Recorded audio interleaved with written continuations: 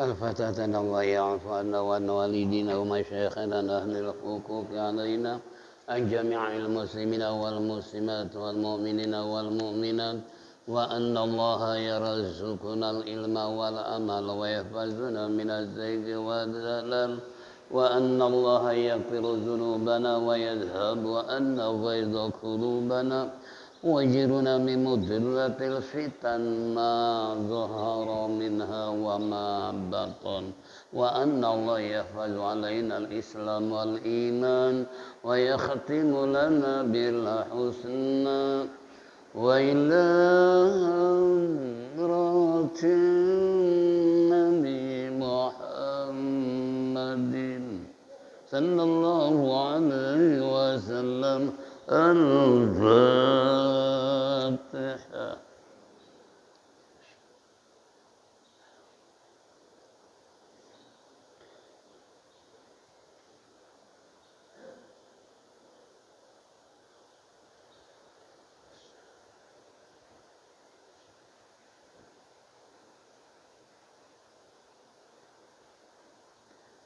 يا ربي بالمصطفى بلغ مقاصدنا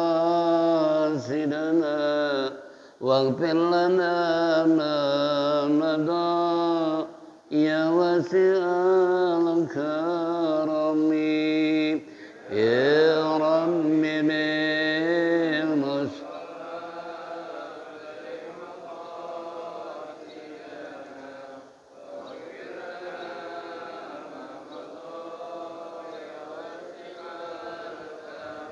بسيد الخلق شمس الحق متصم محمد خير المعصوم ومتصم يا رب بالمصطفى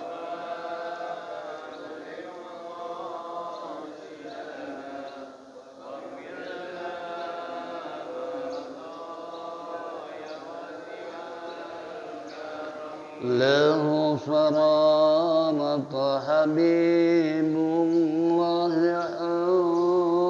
حجته ومصدر الفضل والإرفان والكرم يا رب بالمصطفى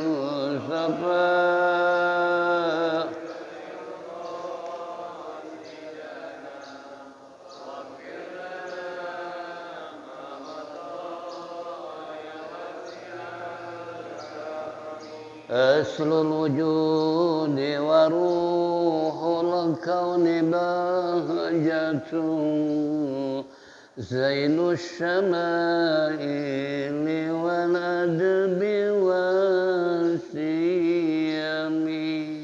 يا رب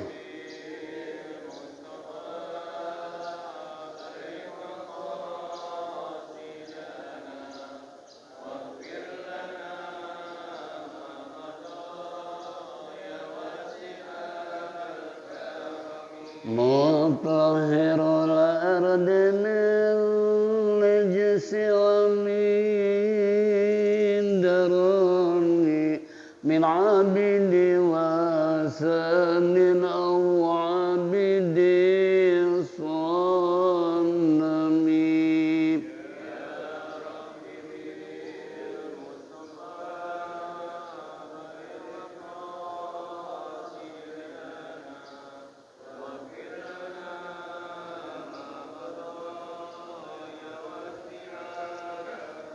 لله من منقذ الإنسان من سقر خير البليات من غرب ومن أجم رب بالمصطفى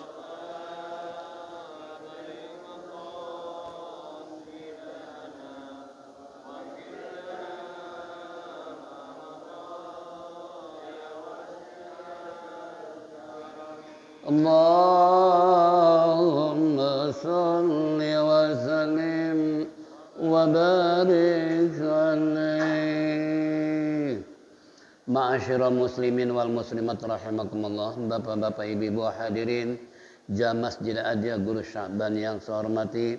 Alhamdulillah rabbil alamin, wassalatu wassalamu ala asyrafil mursalin sayyidina wa syafi'ina wa maulana Muhammadin wa ala alihi wa sahbihi ajma'in.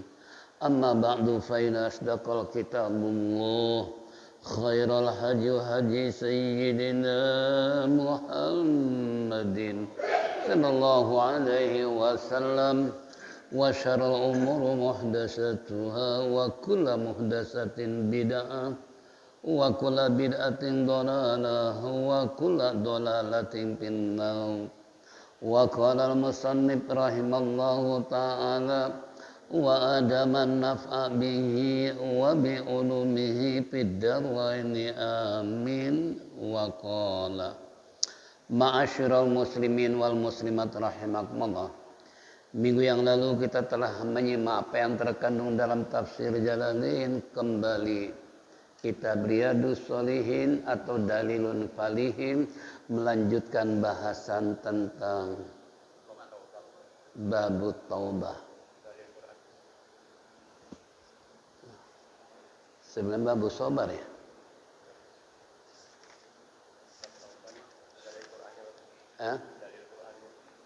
Iya, saya tanda babu sobar. Nah, kecelakaannya atau siksaan yang sangat pedih buat mereka karena telah melakukan perlawanan hukum dengan Allah, suruh tobat malah nggak mau tobat. Makanya kemarin dibahas oleh ulama tentang dosa terhadap Allah maupun dosa terhadap sesama manusia, solusinya adalah tobat. Bagaimana cara tobatnya? Tentunya teknis adalah kembali beberapa ayat nanti menjelaskan tentang cara bertobat kepada Allah. Cuman secara global ayat tadi bahwa kita orang beriman diperintahkan untuk bertobat secara menyeluruh. Jangan tobat sebagian, apalagi tobat cabai. Begitu rasa terpedas besok nggak makan, besok lusanya makan lagi. Itu namanya tobat cabai. Yang namanya tobat tidak ada istilahnya untuk hal sementara.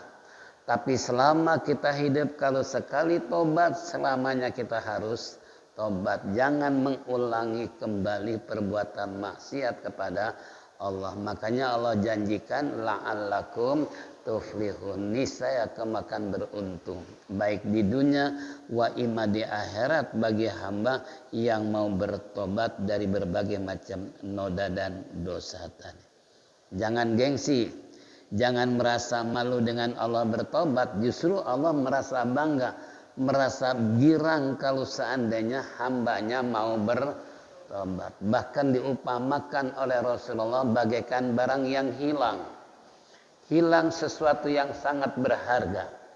Betapa pusingnya kepala mikirin barang hilang. Tak lama kemudian ketemu, kira-kira girangnya kayak apa. Begitu juga orang. Kalau misalnya dia selalu berbuat dosa dari hari ke hari, kemudian tobat, kata baginda Rasulullah, Allah pun begitu seperti orang kehilangan barang, kemudian ketemu dia berlumuran dengan noda dan dosa, kemudian bertobat, girangnya kayak apa Allah. Makanya kata guru si kumpul, yakni Abdul Ghani Al-Banjari, beliau katakan tobat suatu hal yang sangat ditunggu oleh Allah. Coba bayangin. Jadi tobat jangan ditunggu oleh Allah. Kalau bahasa kita, kapan ya hamba gue mau sadar? Kapan mereka mau tobat? Kapan mereka memperbanyak istighfar kepada aku? Ini kembali 24 jam bagi Allah, terbuka bagi hambanya yang mau bertobat. Makanya keberuntungannya ataibu la dzambalahu, orang bertobat dosanya tidak ada lagi. Bersih. Ya, ini ayat pertama. Yang kedua, Allah memberikan solusi, istaghfiru rabbakum tubu ilallah. Istaghfiru, mintalah kalian ampun, yaitu kepada Tuhanmu, kemudian bertobatlah kepada Tuhanmu. Nah, jadi istaghfiru ini merupakan fi'lul amr yang bentuk jama', artinya seluruh orang beriman umat Rasulullah supaya segera bertobat kepada Allah. Kalau ada orang mengatakan suci bersih dari noda dan dosa, itu bukan orang yang benar. Itu bukan orang yang baik. Bohong kalau dia merasa dirinya yang paling bersih, paling benar, paling jujur dan lain sebagainya. Nah, buktikan sendiri. Dan bagaimana tetangga yang mengaku dirinya paling bersih, paling istilahnya benar dan sebagainya, coba lihat keseharian. Kemana dia pergi?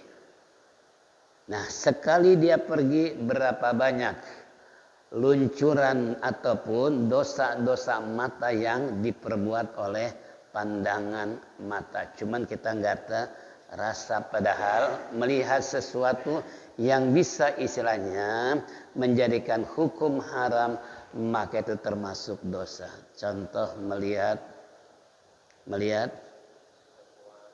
siapa? Melihat perempuan. Apalagi kalau bicara udah belanja ke mall. Masya Allah, apalagi mallnya mall kelas elit. Itu kan? Ya Allah, coba. Kalau sana itu nggak mengundang dosa dari mata, kira-kira gimana? Mungkin nggak terjadi.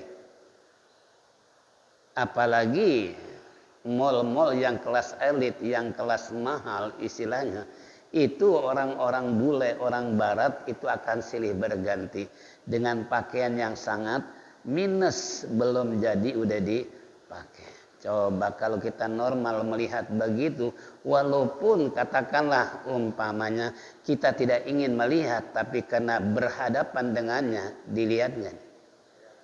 Kelihatan nggak? Kelihatan. Mau merem atau mau melek? Melek. Berarti normal. Kalau mau melek berarti normal. Kalau merem, insya Allah paling tidak nabrak orang tersebut. Alhamdulillah, Pak, istighfar alhamdulillah. Lihatnya aja surat astagfirullahaladzim, apalagi nabrak gara-gara merem, nggak mau lihat perempuan. Bohong sekali lagi. Ya, ini kembali. Kenapa? Karena insting Allah jadikan nafsu manusia terhadap perempuan. Makanya kalau laki-laki dingin sama perempuan, nggak ada naksir dengan perempuan, ini perlu diperiksa.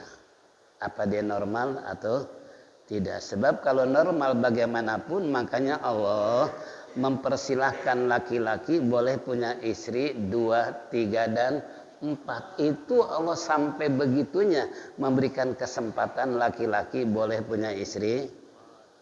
Tapi perempuan boleh nggak punya suami 2, 3, 4? Ya, sebab kata istilah mu'alim, kalau laki-laki beristri 4 persis bagaikan tekok menuangkan air ke cangkir. Ini ada cangkir 4. Tuangkan teko, bisa nggak terisi satu-satu? Bisa. Tapi kalau seandainya cangkir mengisi ke dalam teko, kira-kira bisa nggak? Itu sampai mu'alim memberikan contoh seperti itu. Nah, artinya poligami adalah boleh, tapi kali poliandri. Poliandri artinya kan punya suami lebih dari satu, haram karena ada kasus. Ada kasus perempuan, dia berhubungan dengan laki-laki 4 orang. Hamil. Begitu hamil, ceret lahir bayi. Bingung si perempuan, anak siapa ini? Laki-laki pun yang melakukan hubungan bingung, anak siapa ini? Kan gak jelas, karena masing-masing 4 orang melakukan hubungan dengan satu perempuan. Akhirnya mereka terjadi keributan, laki-laki yang satu dengan yang lain. Ada yang mengatakan, ini anak kamu, buktinya tuh hidungnya sama dengan kamu. Ini anak kamu, buktinya telinganya sama, wajahnya seperti kamu. Ah, itu kan ribet kalau urusan perempuan satu, laki-laki. Akhirnya ke dokter melakukan satu penelitian, anak siapa ini, darah siapa ini. Itu kan. Nah, setelah diperiksa oleh darah, ternyata darahnya golongan ini. Berarti ini anak si anu. Artinya melakukan lebih banyak dari laki-laki yang malum Salome satu lubang rame-rame. Kira-kira enggak?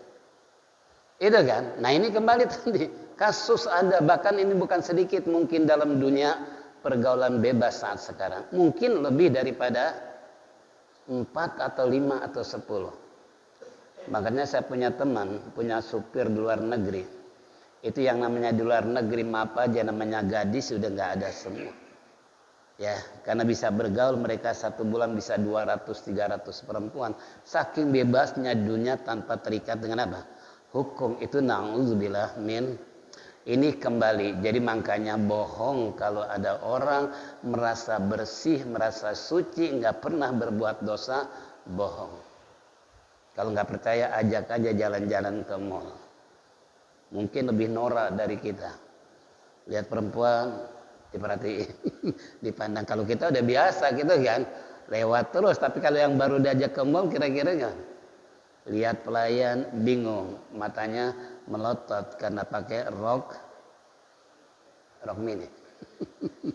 Umpamanya, ini kembali. Nah, jadi kata Allah dalam ayat istaghfiru, ini perintah, istighfarlah kalian kepada siapa? Rabbukum, kepada Tuhanmu. Summa tubuh, kemudian bertobat kalian kepada siapa? Ilaihi aihi, bimana rabbukum tadi kepada Tuhanmu, yakni bertobatlah kepada Allah dan beristighfarlah kepada Allah. Sebab kalau kita sudah melakukan tobat kepada Allah, nah kait dengan ayat ketiga, ya ayyuhalladzina amanu tubu ilallah taubatan nasuha. Hai orang-orang beriman, bertobatlah kalian kepada Allah dengan taubatan nasuha. Serius, sungguh-sungguh, bertekad bulat tidak akan melakukan maksiat lagi. Itu namanya taubatan nasuha. Bukan seperti tadi tobat cabai, tobat sambal segala macam. Gak ada istilah yang namanya tobat dipermainkan. Gampang bisa tobat ini, Allah mengampuni saya. Gampang, tar malam juga saya tobat, nangis meminta ampun pada Allah. Nah, yang kita pikirkan bagaimana di saat kita melakukan maksiat, di situ Allah mencabut nyawa. Kira-kira sampai ada di koran pos kota, seorang laki-laki umur 80 tahun mati di sarang jablay. Itu jablay. Ya gitu loh. 80 tahun, bayangin. 80 tahun kira-kira giginya ada ompong atau mana? Tapi masih nafsunya begitu gedenya sampai Allah buktikan matinya di mana? Itu menurut pos kota. Karena saya baca pos kota, seorang kakek-kakek mati di sarang. Di sarang. Kalau di masjid kan husnul khotimah. Lagi ngaji mati syahid. Nah ini di sarang. Ya Allah, na'udzubillah min dalik itu. Jadi kembali kepada kita semua. Nah, kalau seandainya usia udah seperti itu, tua-tua keladi, semakin tua semakin jadi, kan luar biasa. Udah dosa di masa muda kayak apa, menjelang kematian pun gak sempat bertobat. Nah, ini kembali na'udzubillah. Makanya jangan berpikir ada ini kesempatan nanti besok bertobat. Sekarang bebas ingin melakukan jalan-jalan dengan perempuan, nonton dengan perempuan, makan dengan perempuan. Kira-kira dosa nggak? Dosa nggak? Dosa kecil atau dosa besar? Dosa besar atau dosa kecil? Kalaupun itu menganggap dosa kecil karena nggak zina, tapi kalau yang namanya kecil, sedikit demi sedikit, lambat laun jadi bukit. Tahu bukit? Jadi gunung, jadi besar gitu kan. Ini khawatirnya tadi ketika melakukan hal yang tidak diajar, dibolehkan oleh agama, dan kita kerjain, malaikat jabaniyah datang dicabut nyawa kita. Innalillahi wa inna ilaihi rajiun, telah meninggal dunia pengurus Sa'ban sedang asik makan di coba kira-kira gimana? Ini contoh. Jangan pikirin, tapi jangan dikerjain. Gitu kan, supaya kita bersih, jangan sampai dari noda yang sekecil itu yang mengakibatkan, kata Nabi kan, yang namanya dosa itu bisa membuat titik hitam di dalam diri kita. Nah kalau lambat laun titik hitam semakin tambah, kira-kira akan terhalang, akan terhijab kita punya pikiran untuk berbuat baik. Kenapa? Karena titik hitam terlalu banyak. Itu kan, jangan berpikir itu dosa kecil, jangan berpikir masih bisa bertobat. Nauzubillah min dalik. Tolong sekali lagi, khawatirnya kita terpancing dengan nafsu setan, begitu sedang melakukan sesuatu, Allah cabut nyawa kita. Saya yakin ini mati su'ul khatimah. Nauzubillah min dalik. Ini. Bahkan masih banyak ayat-ayat yang menjelaskan kepada hamba Allah, umat Rasulullah Sallallahu Alaihi Wasallam, betapa bahagia dan betapa beruntungnya bagi orang yang beristighfar atau memperbanyak istighfar. Apalagi istighfarnya yang dibaca Sayyidul Istighfar, raja daripada raja istighfar. Udah apa? Udah apa belum? Siapa yang baca di waktu malam das meninggal di waktu malam termasuk mati syahid. Siapa yang membaca di pagi hari meninggal waktu siang termasuk mati syahid. Kalau kita baca istighfar, Sayyidul Istighfar, raja istighfar. Berarti kalau ada raja ada rakyatnya gitu. Allahumma anta rabbi la ilaha illa anta khalaqtani wa ana abduka wa ana ala ahdika wa wa'dika mastata'tu a'udzubika min syarri ma sanatu abu'u laka bi ni'matika alayya wa abu'u bi dzambi faghfirli fa innahu la yaghfiru dzunuba illa anta. Udah hafal? Udah hafal? Yo Allah, kalau berbuat dosa kayaknya doyan banget, indah dan nikmat banget, tapi disuruh tobat, disuruh istighfar. Padahal tinggal baca raja istighfar doang gitu kan. Nah ini banyaklah.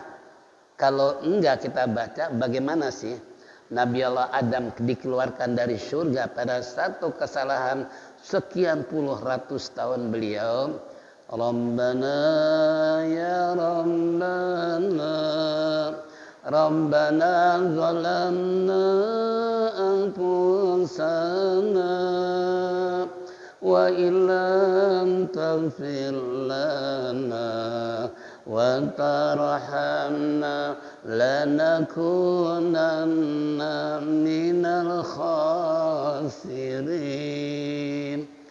Saya ingat dulu waktu pesantren di daerah Banten sana, ya, Jembatan 2. Itu kalau musim kemarau aja langsung yang mimpin Kiai Haji Suyuti.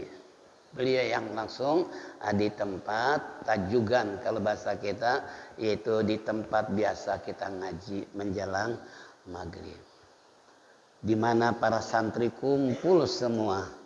Bukan saja mengharapkan ingin turunnya hujan, tapi kembali turun hujan bisa terjadi kalau dosa manusia sudah terampuni. Gitu kan? Makanya kembali. Nah itu Nabi Adam satu kesalahan saja dia membaca tadi, ya. Udah hafal kan? Kalau belum hafal juga keterlaluan banget. Dosanya udah banyak belum pernah dibaca tuh doa istighfar Nabi Adam gitu kan? Nah, kembali tadi. Rabbana ya Rabbana Rabbana zalamna anfusana wa illam taghfir lana wa tarhamna lanakunanna minal khasirin. Dengan tidak terasa air mata berlinang.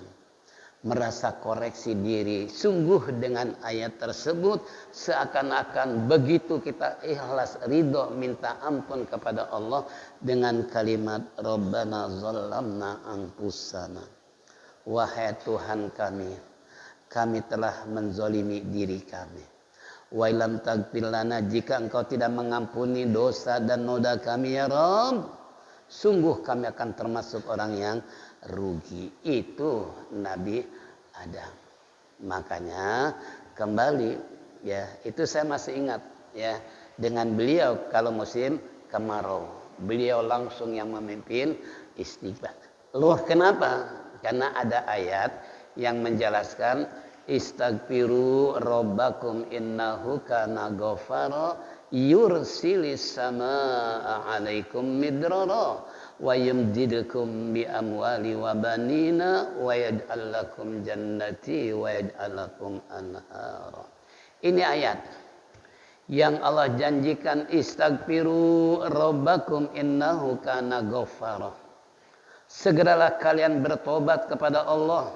Sekalian hendaklah bersegera memperbanyak istighfar kepada Allah. Koreksi diri dari noda dan dosa, kata Allah. Inna yursili sama alaikum midrara. Kalau kalian udah bertobat memperbanyak istighfar, niscaya Allah akan turunkan hujan dengan secara lebat. Tuh. Makanya kalau musim kemarau, kalau masing-masing ngaca diri, berarti kesalahan dosa manusia sehingga hujan ditangguhkan, Allah tidak turunkan. Sadar enggak Allah enggak nurunin air, sedangkan air kebutuhan primer, kebutuhan yang sangat dibutuhkan. Jangankan istilahnya manusia, tumbuh-tumbuh binatang kalau enggak ada air mati enggak? Apalagi manusia, kebutuhan primer tadi, minum pakai air, mandi pakai air, nyuci pakai air, nyuci piring pakai air, semua pakai air. Coba kalau Allah pampet tuh air nggak diturunkan hujan, kira-kira gimana? Pernah nggak ngalami dulu? Sewaktu masih kecil, percis malam hari raya Idul Fitri. Dari sini ke Cempaka Putih nyari air nggak ada.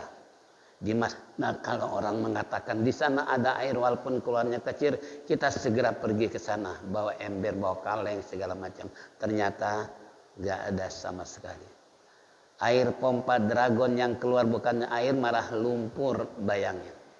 Dulu malah, sedangkan hari ini hari raya Idul Fitri, saya ingat tuh ya, dengan teman-teman ke kali ini kali itu, kampung ini kampung itu segala macam, luar biasa. Itu baru Allah nggak turunin hujan.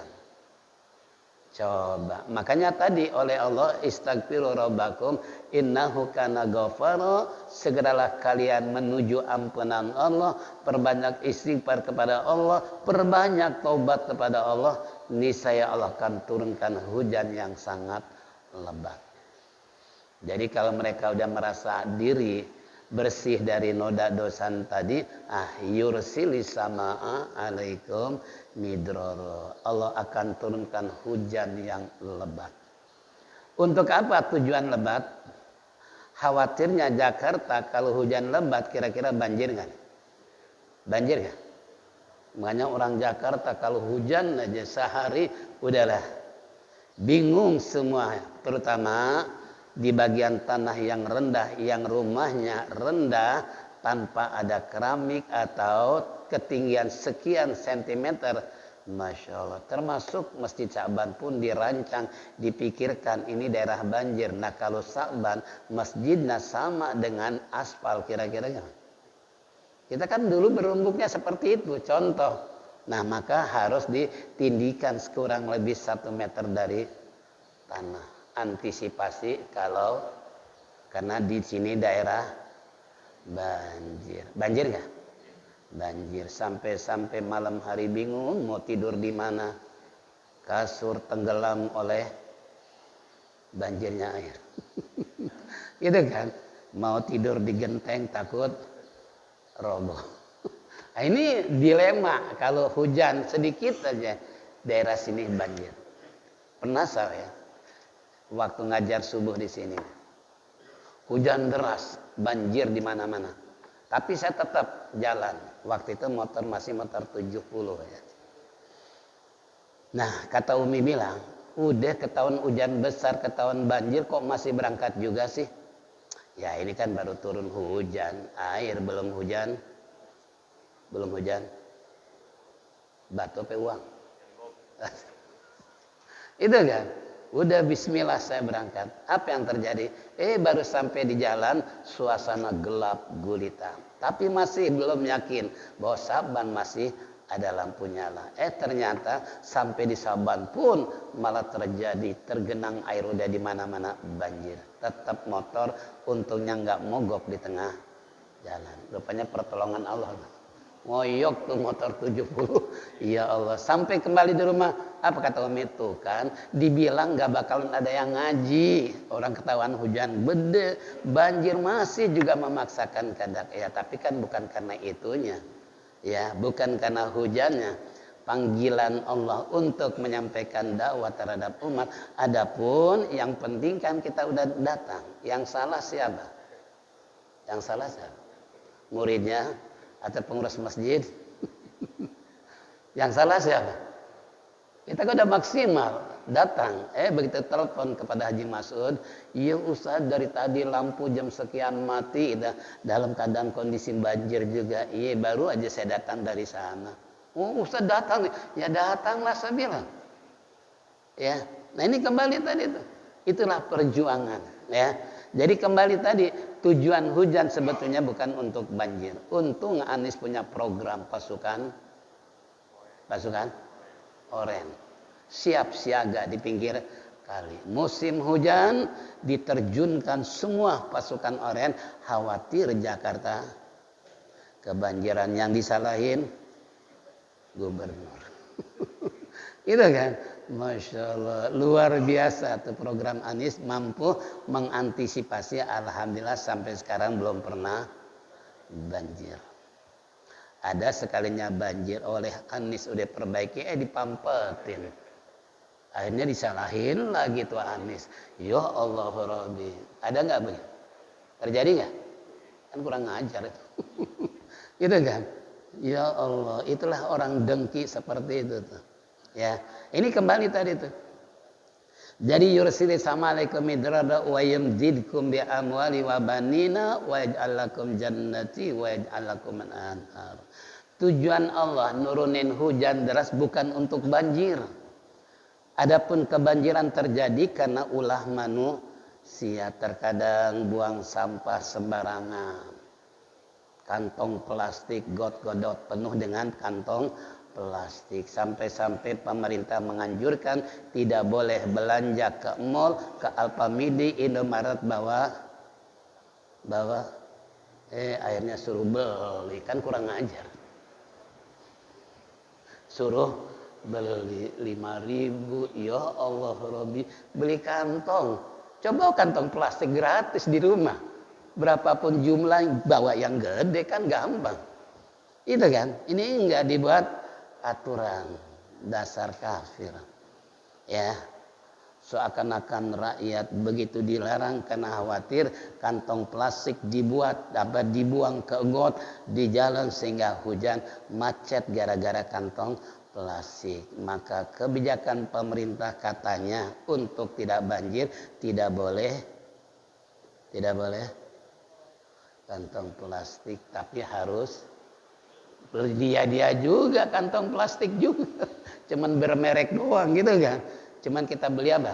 Mereknya doang kan gitu. Nah, ini Masya Allah. Coba mau diapain tuh rakyat? Diapain tuh rakyat?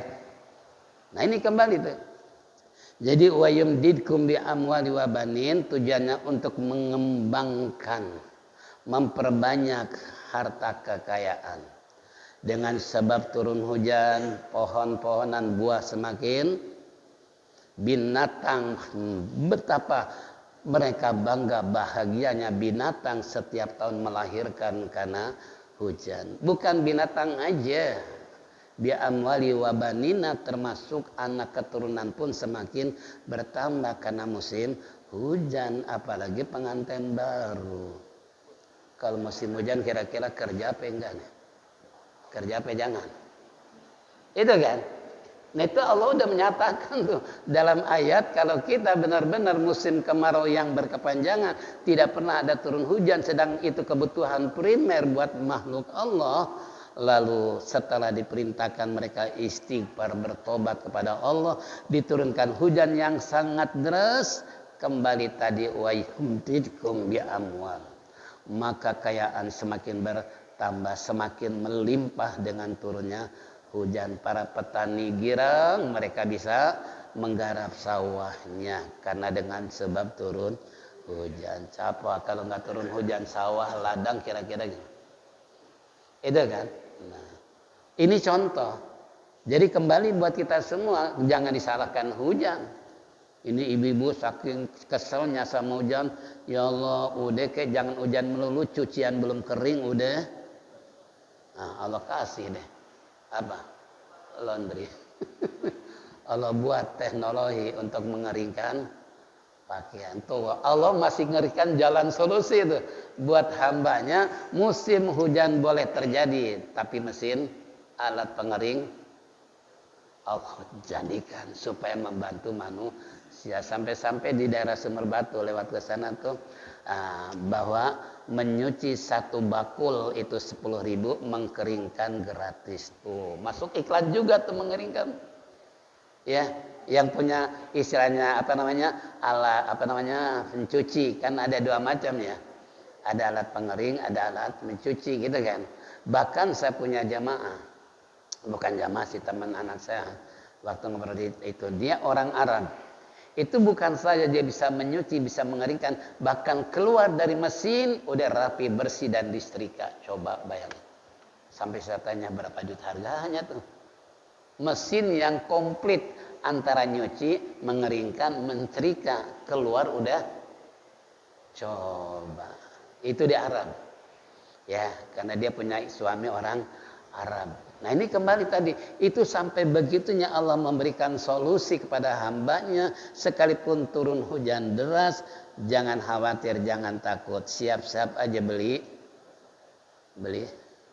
mesin alat pengering, kan selesai, nggak ribut. Coba sampai segitunya, pernah berpikir nggak kira? Pernah pikirin ya? Afala taqilun, afala tafakkarun, afala tadzakarun. Apakah kamu nggak berpikir? Apakah kamu nggak punya otak bahwa kejadian alam semesta ini hakikatnya kehendak Allah, tapi Allah akan selalu memberikan jalan keluar. Karena kata Allah, inna ma'al yusri yusra, fa inna ma'al usri yusra, inna ma'al usri. Setiap ada kesulitan pasti ada kemudahan. Setiap ada kemudahan pasti ada kesulitan. Dua hal ayat ini menunjukkan mana yang lebih banyak, kesulitan dengan kemudahan. Kemudahan dan kesulitan banyak kan?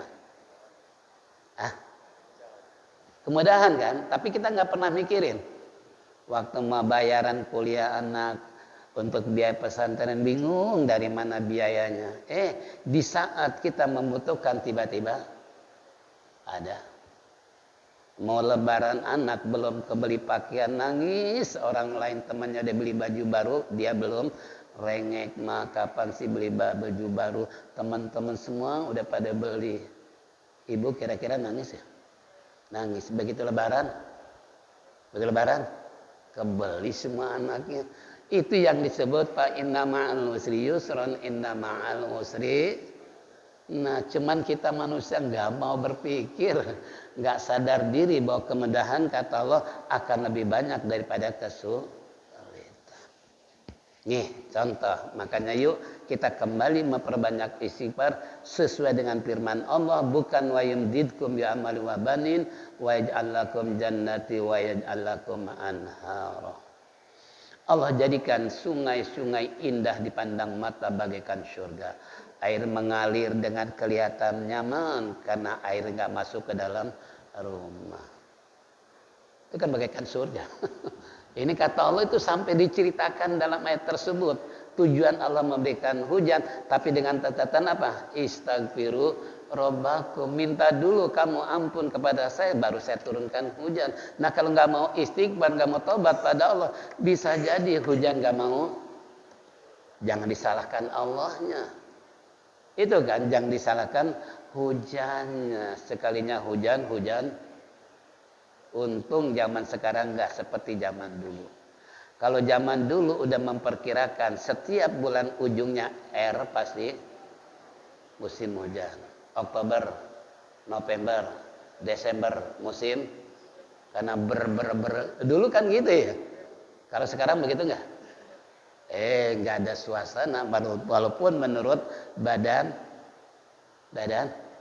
meteorologi akan terjadi hujan di sebelah Jakarta Selatan sekian, Jakarta Barat nggak hujan. Itu sama badan meteorologi mampu menerobos untuk melakukan penjelasan terhadap rakyat Indonesia bahwa daerah sini terjadi hujan, daerah sini kering, daerah sini gerimis. Coba sampai segitunya badan meteorologi. Itu kan? Cuman kita nggak pernah mikirin, nggak pernah memperhatikan, dengerin juga enggak. Padahal itu udah diusahakan supaya jangan kita pergi ke daerah Jakarta Barat. Kenapa? Hujan deras. Itu kan? Nah, saking kita nggak taunya, begitu sampai di Cengkareng ternyata hujan deras. Nah, ini contoh. Ya, ini kembali pada kita semua.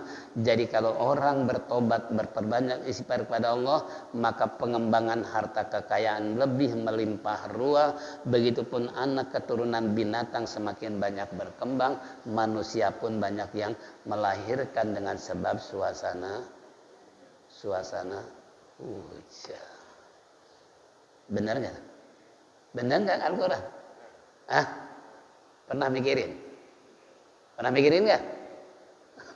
Apa rata tafakarun? Apa kamu nggak berpikir tuh, ya, tentang Allah ciptakan sedemikian rupa untuk makhluknya? Makanya kita nggak boleh berputus asa. Nanti babu sobar baru kita jelaskan. Ini kembali nih, setelah tobat baru suruh sabar gitu kan? Ini kembali. Inilah hadirin jamaah rahimakumullah tentang masalah bertobat bersumber dengan ayat-ayat Al-Quran. Beberapa yang kami nukil, yang kami bacakan tadi. Kalau kita ingin hidup berkah, ingin bahagia lahir batin, selamat dunia akhirat, ingat perbanyak istighfar kepada Allah. Sebab dengan istighfar itulah kunci untuk mensukseskan. Karena kalau orang udah bersih, oleh suci dia pun dari noda dan dosa, Allah akan memberikan kemudahan jalan keluar apapun yang diinginkan. Makanya para nabi, para wali mudah diterima doanya. Kenapa? Karena nggak pernah berbuat dosa. Kalau kita bentar-bentar macet yang disalahin Allah. Jangan-jangan Allah budak kali ini. Dia berdoa setiap malam, baca istilah doa duha, enggak juga dikasih. Sampai saya cerita yang membangun Masjid Kuba, Budian ya, seorang janda. Ya, Kuba Mas, pernah ke sana? Pernah ke sana ada belum? Saya tanya dulu, pernah ke sana enggak? Pernah. Kalau pernah ke sana kira-kira gitu. Bapak sholat di Masjid Kuba, emas tersebut pikiran kira-kira kan? Mikirin emas atau mikirin sholat? Ya saya sendiri alami soalnya. Tahiyatul masjid bukan ingat sama Allah. Ya Allah, ini semua dari kalau ada yang nyongkel aja kira-kira gimana? Ternyata apa? Kuncinya dia baca Waqiah setiap hari 14 kali. Bayangin. Idza waqatil waqiah laisa liwaqatiha kadhiba khafidatur rafiyah. 14 kali satu surat. Kita berapa kali? Berapa kali? Satu kali aja nggak pernah. Ini gimana nggak kan? Waqiah itu masya Allah luar biasa ya. Karena saya ingat dosen saya dulu, Kiai Hasim Adnan. Beliau wasiat untuk membaca 10 surat, diantaranya Yasin, Ad-Dukhan, Waqiah, Al-Muluk, Al-Kausar, Al-Kafirun, Al-Ikhlas, Al-Falaq, An-Nas dan Al-Fatihah. Itu dari tahun sekitar antara 83-an lah. Karena saya kuliah itu ke Jakarta tahun 79. Kemudian tahun berikutnya ngadu nasibi Jakarta. Sambil kuliah. Itu beliau mewasiatkan memberikan satu pembekalan amal, itu baca 10 surat.